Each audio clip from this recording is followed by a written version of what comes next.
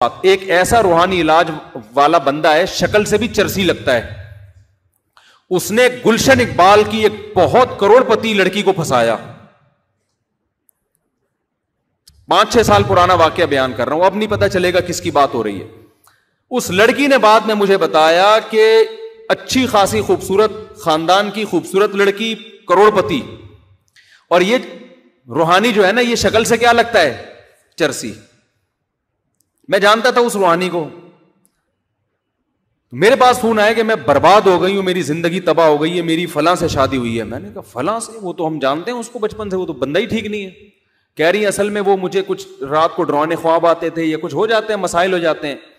تو میں نے اس سے رابطہ کیا کہ وہ تو بڑے سلسلے کے بڑے بزرگ ہیں, تو انہوں نے مجھے عملیات بتائے, یہ بتایا وہ بتایا. پھر وہی فون پہ ایکچولی کر آ کے نا, تو میرے دل میں جذبات. پھر وہ مسمرزم کے بھی ماہر ہوتے ہیں یہ روحانی علاج والے, اس کو یہ جادو سے تعبیر کر رہے ہوتے ہیں, جن بھوت سے. مسمرزم کرنا شروع کیا اس نے کہ ارے میرے دل میں ایسے عشق کے جذبات کہ میں نے, اچھا اس کی پہلے سے بھی شادیاں تھیں, تو میں نے کرنی ہے تو اسی سے کرنی ہے, حضرت جی سے کرنی ہے. وہ حضرت جی کسی گاؤں دیہات کا, یہ شہر کی اچھے خاندان کی اچھی لڑکی, نہ اس حضرت جی کی ایجوکیشن, نہ دینی تعلیم نہ دنیاوی تعلیم, اس کا کام ہی یہی ہے روحانیت کے منجن بیچنا. تو اب اس کے بھائی کہہ رہے ہیں تمہیں کیا ہو گیا یار, اس کی شکل دیکھو. اس نے اپنے وہ, یعنی اس کی شکل بھی دیکھیں گے نا, موالیوں والے نہیں ہوتے.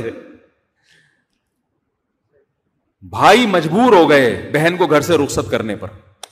پھر رخصت ہوئی ہے تو جب عذاب میں زندگی آئی ہے کہ بے جوڑ کی شادی نا, کوئی تک ہی نہیں بنتا ان دونوں کی شادی کا. جب زندگی عذاب میں آئی ہے تو پھر طلاق مانگی اس نے, پھر طلاق لی ہے اس نے بھی. جب ظاہر ہے دل بھر جاتا ہے تو اس نے بھی چھوڑ دیا. اس کے بعد بھی کم بخت مسمرزم کرتا رہا ہے. وہ کہیں تھانے میں جا رہی ہے اس کے خلاف, تو وہ یہ لوگ پھر مسمرزم کے بڑے ماہر ہوتے ہیں. اور پھر وہ بیچاری بالکل ہی پاگل ہو گئی. اب وہ پاگل ہی ہے, باتوں سے پتہ چل جاتا ہے نا اس کا اوپر کا جو ہے نا دماغ کیا ہو گیا ہے, خراب. تو یہ ایک نہیں ہے, یہ بہت ہیں. شادی شدہ لڑکیوں کو بیوقوف بنا کے ان کم بختوں نے شادیاں کی ہیں, طلاقیں دلوا کے ان سے. تو یہ تو میں ان روحانی عاملوں کی بات کر رہا ہوں جو اچھے سمجھے جاتے ہیں, جو اتنا خیال کرتے ہیں کہ طلاق دلوا کے شادی کرو. ورنہ جو بالکل ہی کرپٹ ہو, وہ تو طلاق اور زنا, ان کے ہاں نکاح اور زنا میں کوئی فرق نہیں ہے.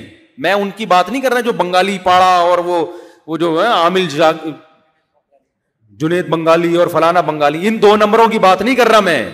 کہیں آپ سمجھے ہاں وہ گندے نالے پہ ایک عامل بیٹھا ہوا ہے, میں ان کی بات نہیں کر رہا. میں ان عاملوں کی بات کر رہا ہوں جو حسین داڑیاں لے کے نمازیں پڑھتے ہیں, وہ ان کی بات کر رہا ہوں میں. سمجھتے ہو کہ نہیں سمجھتے؟